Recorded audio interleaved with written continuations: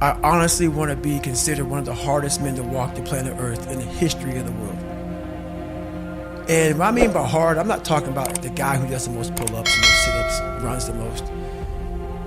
Just a person who's able to overcome any adversity in front of him, to figure out a way.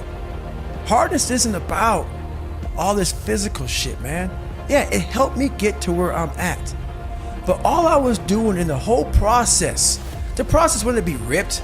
It wasn't to walk around with my shirt off. That wasn't it. I knew through the physical challenges, through the physical suffering, my mind was getting stronger. I was literally doing that for a reason. I had a weak mind. All the rest just happened to come with it. I was trying to strengthen the mind to handle all the judgment that's passed on me, perceived and not. Sometimes you make it up in your own head.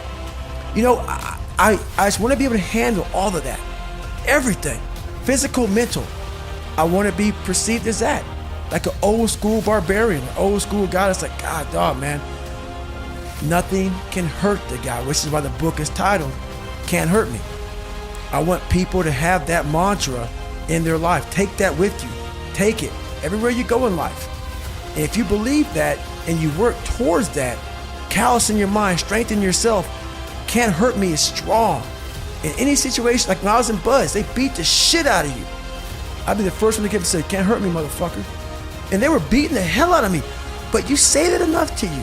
False motivation becomes fucking real motivation after a while. Sometimes we can be in such a bad spot in our lives that the only answer is to say fuck it and go for broke. In my life, 20-something years ago, I was in that spot. And this guy asked me a question yesterday. What was the question, Jennifer? He asked if you're paying the price physically now for what you put your body through. Am I paying the price? So my answer was yes, I am. But what he didn't know was literally, I stepped back at 297 pounds, looked in the accountability mirror, and I saw a reflection I didn't like. It wasn't so much the outside, it was a lot of the inside. So that bothered me. And I was willing to do whatever it took to change that reflection.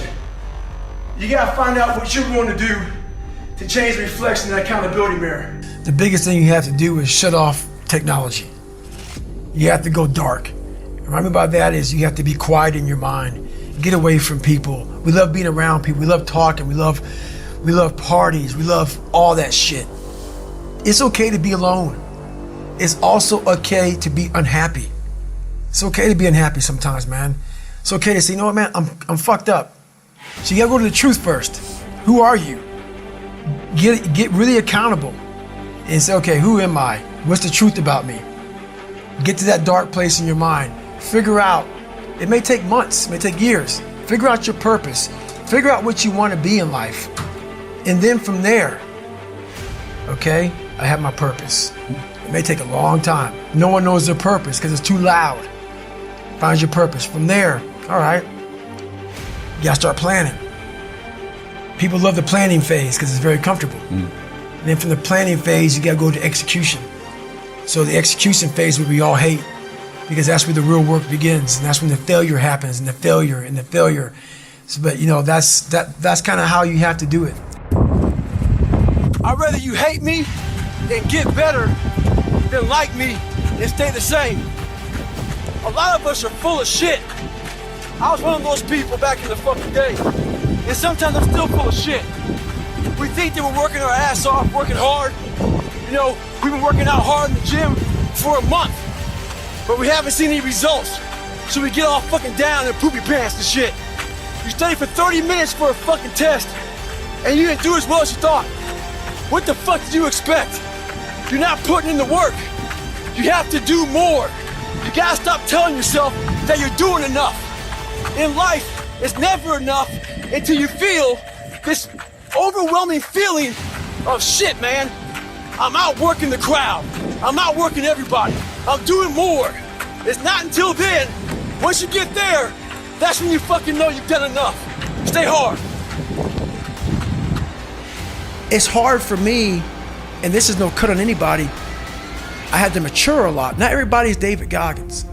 it's hard for me to respect people who are able to come into that world and leave. Sure. This is a fucking lifestyle, man. Like, and people wonder, why am I not achieving more? It's because all of us, once we achieve something, we celebrate for a long years fucking time. And we wonder, why don't I have drive anymore? Where's it all at? If you don't develop a routine of suffering, and suffering is not like go out and kill yourself every day, it's being uncomfortable. Yeah.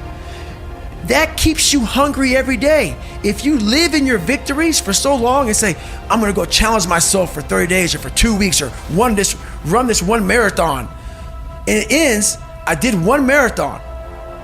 Okay, that's why it leaves you.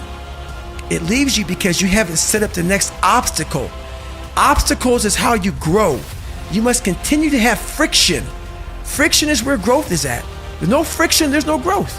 One of the keys to my success in life was I was able to see myself at the end of a very difficult task before I even started it.